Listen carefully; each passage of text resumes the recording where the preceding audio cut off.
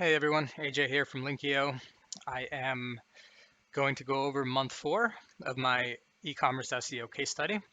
I have this groomsmen gift site and I've been building links to it for the past few months.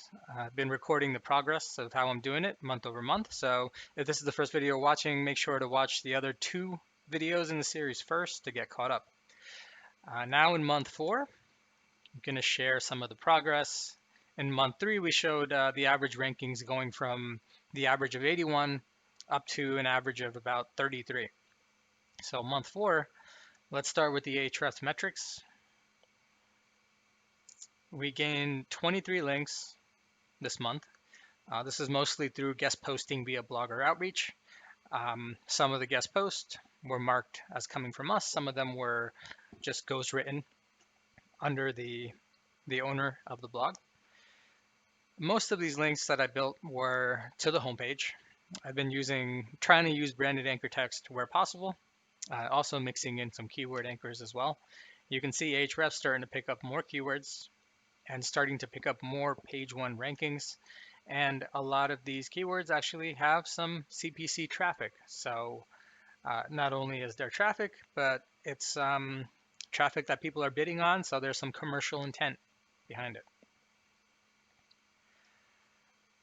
We're also tracking our homepage percentages with Linkio. So Linkio is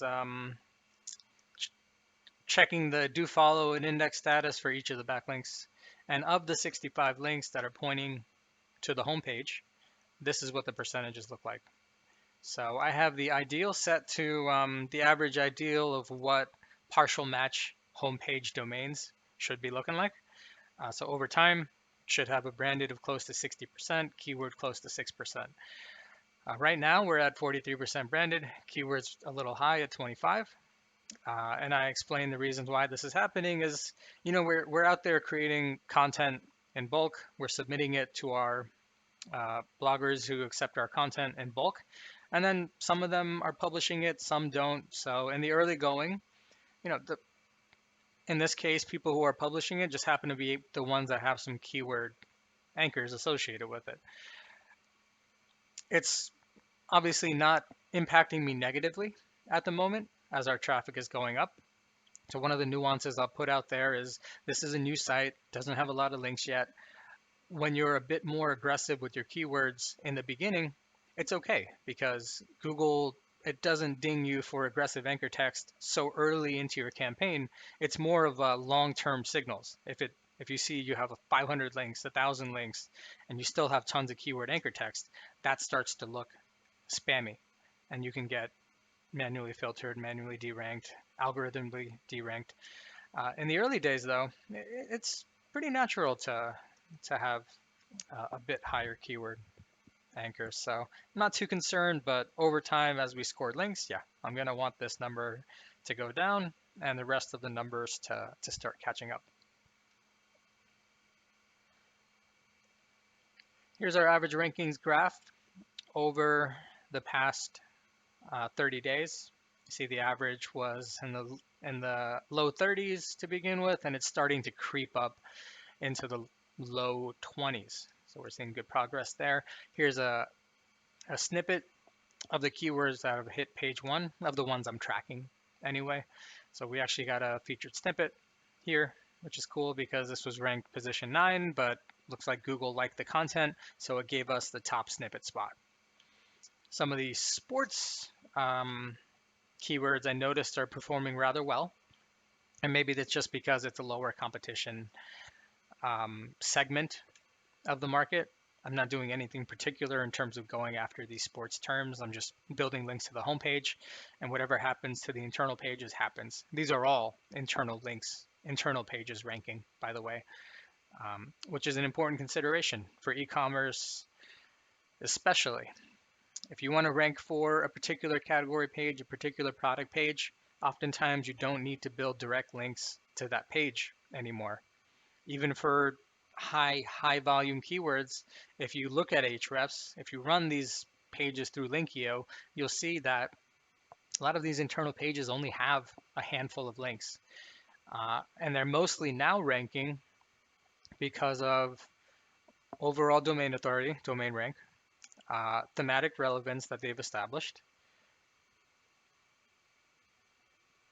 and the number of the overall power, homepage link power that the domain has in comparison to other sites in its industry.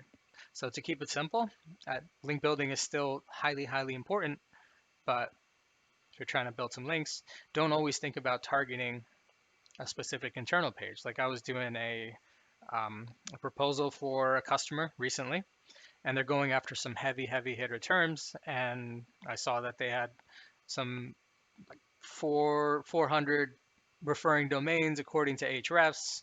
If you run those links through Linkio, it's about 200 of them that are passing do follow and index juice, but only 15 of those links were going to the homepage. The rest of them were going to various commercial and content internal pages. Um, and they were doing well enough for certain keywords, but they were wondering why a lot of their competitors who actually had lower overall authority metrics than them were still doing better than them, ranking with less links to their internal pages than them. And when we drill down into the numbers, we see their homepage links, they had quadruple on average the number of homepage links. So it's a big factor to think about if you're not thinking about it. Check out what your competitors are doing, check out who's ranking ahead of you, and see if that could be one of the reasons. Uh, if you remember in the last month's video, I talked about a lot of these pages I actually don't have products for. Like I don't have any golf products, I don't have any NFL, baseball products. So what we're doing is we're launching them as category pages, but we're publishing them with listicles that link out to other products on other websites. And Etsy is a big one in the space, so I'm going to try, now that I'm getting some traffic, I'm going to try monetizing it with Etsy.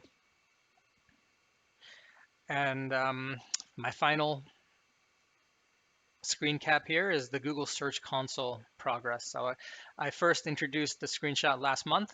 This top one here is month 3. To compare it, the bottom one is the most recent one that I just took today, month 4, which is the end of July 2020. And you can see the clicks have doubled over the past month. So 247 over the course of 3 months, and then we basically more than doubled that over the course of just the last month. So even though impression share didn't go up in tandem, it went up a little bit. The total clicks per impression are starting to rise now because our rankings are starting to rise, which is great news. So far, I'm happy with the progress of the campaign. I see the keyword anchors are a little aggressive, so I'm going to try to make sure we keep that fine-tuned and dialed down. In month 5, it's more of the same. Custom outreach, relevant sites, relevant articles, to the homepage mostly, and just rinse and repeat over the next month, over the next couple months. If you have any questions, feel free to reach out to me. Comment on this video if you're watching on YouTube. Email me, aj@linkio.com. If you have questions, always here to help.